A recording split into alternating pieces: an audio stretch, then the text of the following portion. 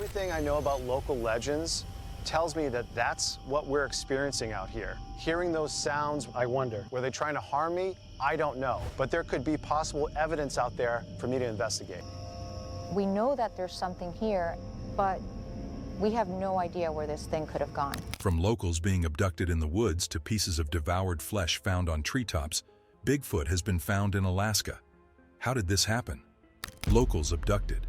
After the expedition, Bigfoot crew found strange evidence in California of a rare wolf species that should only exist in southeastern Alaska. They decided to follow this clue. The clue led them to Prince of Wales Island in Alaska. But on the island, mysterious screams in the dead of the night and cases of people disappearing in the woods haunt the locals. Mireya and her partner, Bryce, upon arriving, talked to the locals on a fact-finding mission to narrow down their search on the island. They caught wind of an alarming story of an incident that had taken place a few weeks before they got there. The incident was so significant that there had been town meetings about it, and the locals were pretty scared by it. Mireya and her partner spoke to about 20 people who were involved in the incident, but most of the victims did not want to go in front of the camera. Lucky for them, they managed to get into contact with one man who agreed to give a detailed explanation of what they had encountered on the condition that his face would not be exposed. The guy who decided to talk to them was a logger, and he had some mind-blowing claims that Mireya and her partner were not prepared for. How's it going? I'm Bryce. Nice to meet you. It's nice to meet Hi, you. I'm Nice to Mireya. meet you. We're about 30 miles from the nearest town. Okay. No roads, so it's not like people can just easily come out here. We understand there was an incident that took place here? They met 30 miles from the nearest town on the island. There were no roads, meaning that people in the town could not come out there as fast in case of any call for help. This is how every horror story begins. The logger explained to them what made him and his crew so shocked. I'm a logger, and 2 weeks ago we were working out here. There were at least 20 guys, and we just started noticing things were moved. We'd find things just gone, and we'd go looking for them and find them down on the edge of the woods. When asked if a bear, something not so surprising to find on the island, could have taken it, the logger confidently said that if it could have been a bear, there'd be some kind of tracks left behind. He told them that the weird thing about it was that no tracks or footprints were left behind. Yeah, I'm a logger, and 2 weeks ago, we were all working out here. There was at least 20 guys, and things were moved. Really? As if to add suspense to the story, the logger told them, "That's what was really weird about it. And it happened a few times. It wasn't comfortable. And then shortly after that happened, that's when the sound started. Like an animal that we've never heard of in distress before. The closest I can come to it is a woman getting attacked." And it happened a few times, it just wasn't comfortable. And that's when the sound started. What kind of sounds? Like an animal that we'd never heard before in distress. Closest I could come to is a woman getting attacked. When asked what he thought was making the noises, the logger acknowledged the presence of various animals around the area, but none of them made the kind of sounds they had heard. At this point, Mireya and her partner were interviewing him at the site where the loggers had made camp to store the tree trunks before the incident happened. The logger then continued to tell them that the first time they heard the strange sounds, they seemed to be coming from deep in the woods. However, every night they got a little closer and a little louder, to the point that the locals were scared and felt a little helpless. Bryce claimed that the locals believed that something in the woods did not want them there, to the point that some of the locals began evacuating the island. According to the logger, he and his crew felt like sitting ducks out there.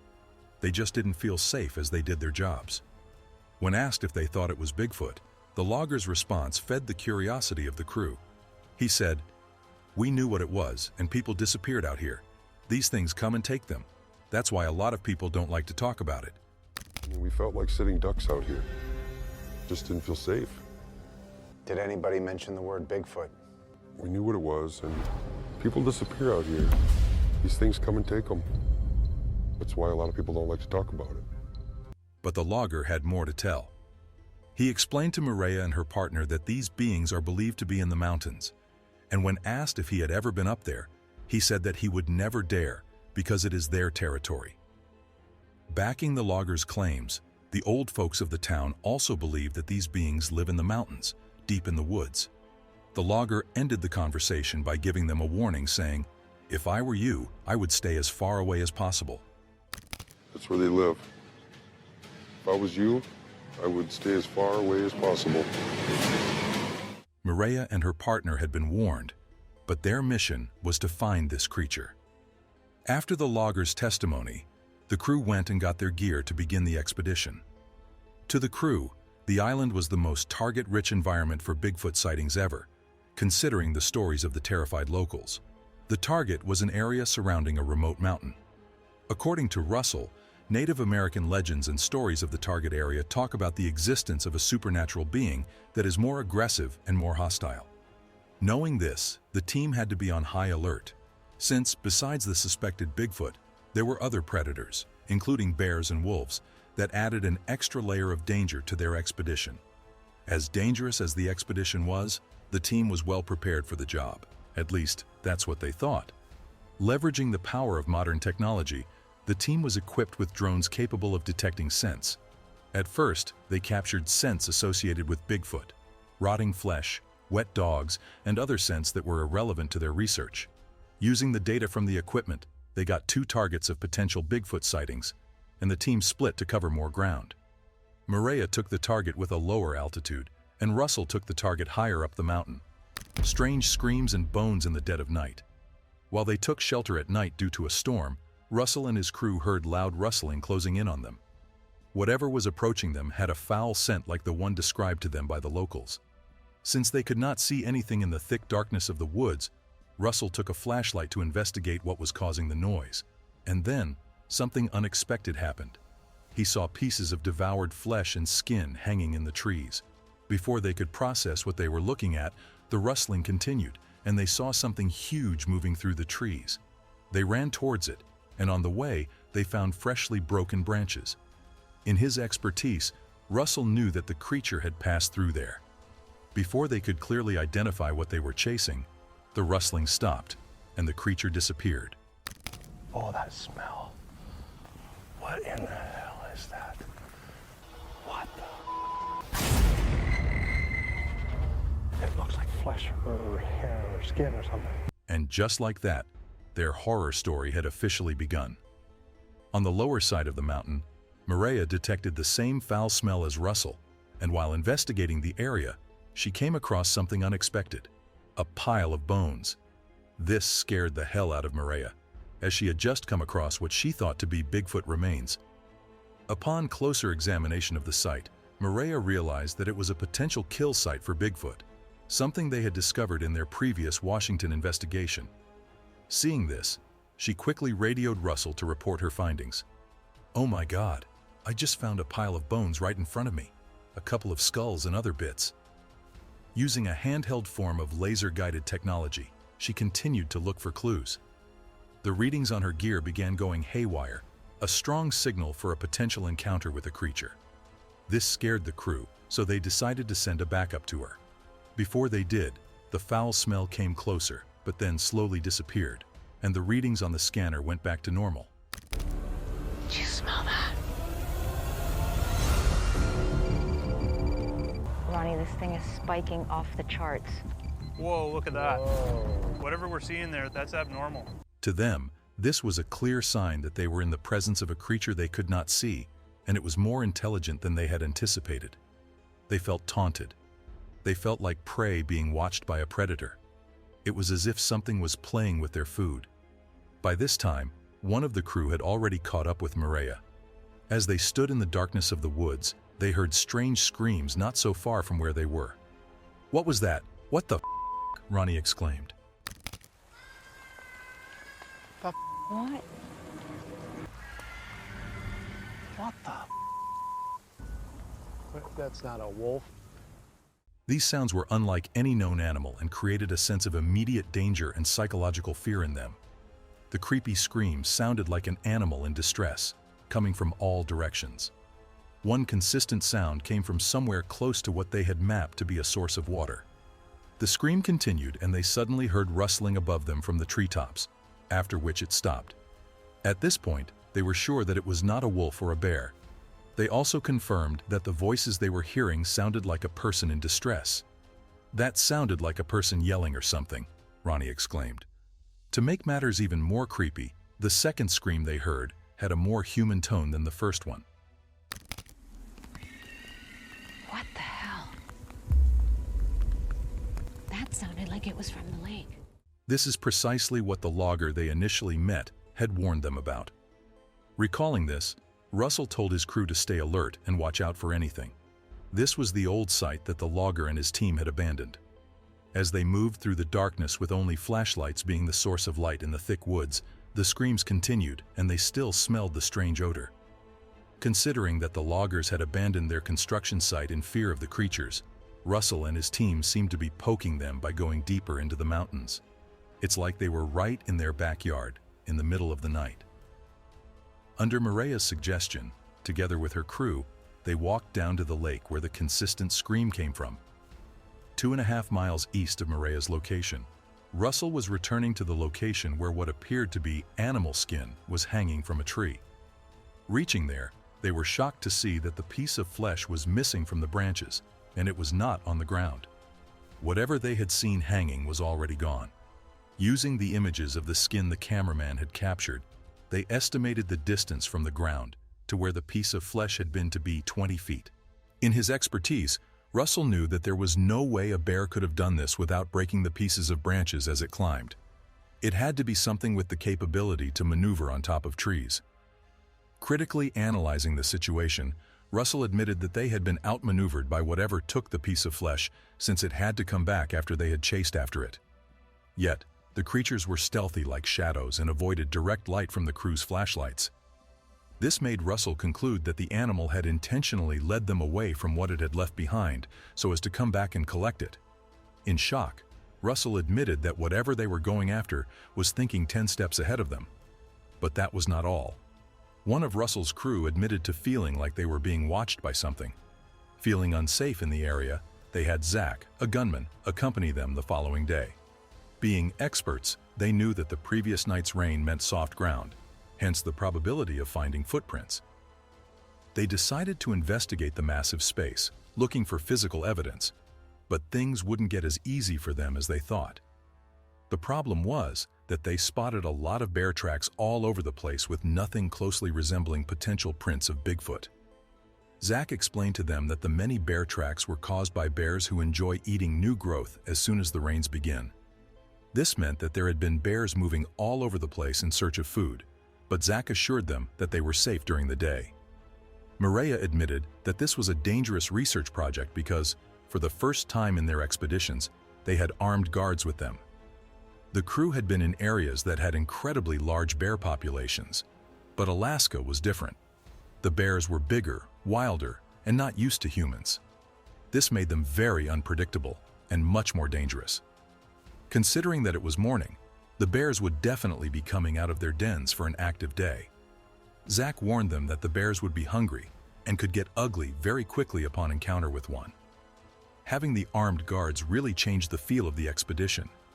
And even though they would be watching from behind the scenes, they were a constant present walking reminder that the crew was in a dangerous zone.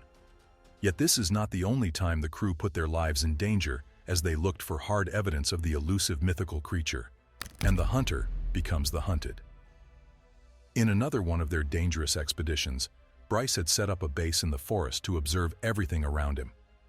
He thought that since Bigfoot would not reveal himself directly to them during the day, spying the area at night in stealth mode would enable them to capture clear footage of the creature. Inside the tent he had pitched, he arranged every piece of equipment a scientist could get his hands on, determined to gather as much information as possible. Aware he was in a dangerous, unexplored area, Bryce took every step to ensure he wasn't detected by any creature of the night. But how could he avoid being noticed in a tent? The tent he used was unlike any other. Its fabric was designed to block all EMF frequencies from the research equipment, turning it into a giant frequency cage. With the EMF blocked, anything inside the tent became invisible to creatures sensitive to changes in frequency. He had an idea of what this simple setup would mean for their safety that night. But that's not all he had. Bryce had set up thermal cameras all around the tent to catch heat signatures at night, along with infrared cameras to see in the dark. These cameras were placed in different directions to cover as much ground as possible and detect any threats near the tent. While the cameras handled the visuals, Bryce had also set up parabolic microphones to pick up even the faintest sounds from anything that might be hiding in the woods nearby. If something approached his position, he would see it or hear it. At least, that's what he thought. I've got thermal set up, I've got infrared, I've got north, south, east, and west covered, but I've also set up a parabolic microphone. With all this tech and the invisibility cloak for a tent, he must have been feeling quite invincible. But he was not as undetectable as he thought. Bryce sat quietly, hoping to catch a glimpse of whatever was out there. As he waited, his parabolic microphone picked up strange sounds near his tent. Though he couldn't see anything, he felt sure something was hiding in the woods. He listened carefully, praying that whatever was making the noises would appear on his camera. As dangerous as it was for him to expose himself like that, he hoped to capture solid proof of Bigfoot.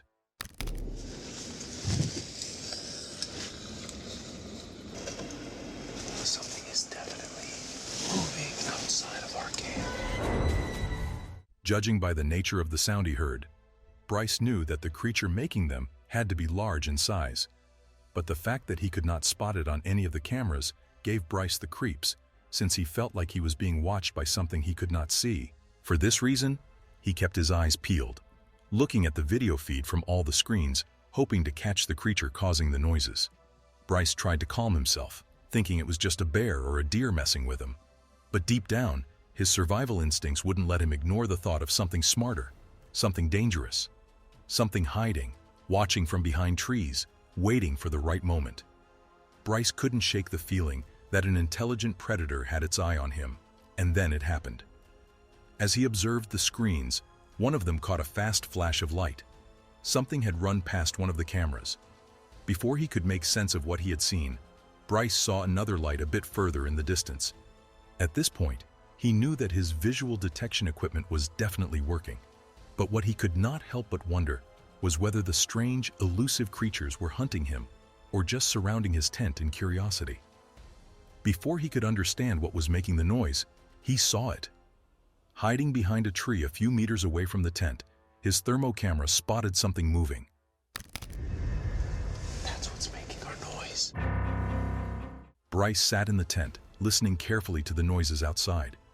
The sounds grew closer, and when he checked the thermal camera, he noticed a head peeking through the trees, as if whatever was watching knew that he was there. He tried to keep an eye on the equipment, but his focus was drawn to the movement on the screen. Suddenly, something swiped across the camera's view. At that moment, a chilling thought crept over him. There wasn't just one creature out there. He was being watched by more than one, and he was alone. And then, as I'm trying to monitor all this equipment, out of my periphery, I see something swipe through my camera, and I'm starting to get the feeling that there's more than one of these creatures observing me. Bryce stayed hidden, knowing the risk he was taking. If anything found him, he'd be in real trouble. Bigfoot was unpredictable, especially when someone got too close to its territory, and Bryce was right in the middle of it.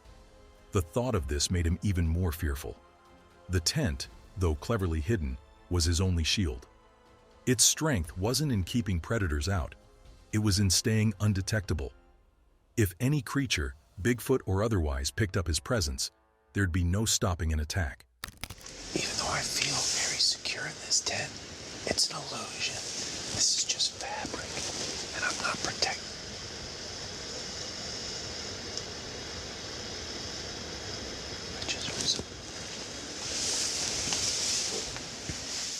But Bryce, being in fear, did not stop the creatures from making more sounds. Then, all of a sudden, one of his cameras caught something coming out of the trees. It was something big, and he decided to follow the heat signal to get a better visual. He quickly got out of the tent, and the darkness in the woods swallowed him. Although he had a flashlight, he still struggled to see. He could not spot the creature. It was as if the creature had disappeared as soon as it heard the commotion of him rushing out of his tent and running towards it. Bryce's heart was racing, and he was still pretty fearful, feeling like he was prey in the darkness. Seeing that he could not catch the creature by storming and running after it, he decided to try a new strategy. Instead of chasing the creature, which was proving to be really hard, they decided to let the creature come to them. But for this strategy to work, they needed bait. Russell, being a seasoned survivalist, decided to volunteer to become the bait. In his mind, he thought that should the creatures come for him, he would have a better chance of surviving than any other member of the crew. Or so he thought. As he surveyed the woods, Bryce and other crew members were tracking his every move with the camera. At first, everything was good. The surveillance footage looked good, and they could clearly see Russell. Seeing that they were not getting much action, Russell decided to walk further into the woods to see if the creatures would follow him. Then from nowhere, it appeared. Hang on, up the hill a little bit. What the is that? We got a target here. Came up from behind a tree. That is not Mireya, is it? That is not Mireya. From behind the trees up the hill, they saw a creature moving fast towards Russell. While Mireya was also in that direction, the way the creature moved did not seem human at all. Seeing this, Bryce and the team quickly radioed Russell, who upon receiving the message, asked for guidance from the team since it was hard for him to see anything in the dark woods. Their job was to use the footage to direct Russell away from the creature, far enough for him to at least capture an image of whatever was coming towards him. The creature was coming from the east side of Russell. It was about 50 yards away, and it was closing in fast. Hey, Russ, we see a target making its way towards you, and it is moving, man. Probably about 50 yards and moving in. Got it. Keep me advised. Over. Copy that. As he followed the trail, Russell heard some noises. Something had definitely been there, and they had left signs around, not to mention a pretty strong stench. A typical scent they had experienced while on one of their expeditions in Alaska. With these signs, Russell knew that they were in the presence of Bigfoot. From locals being abducted in the woods to pieces of devoured flesh found on treetops, this is how Bigfoot has been found in Alaska.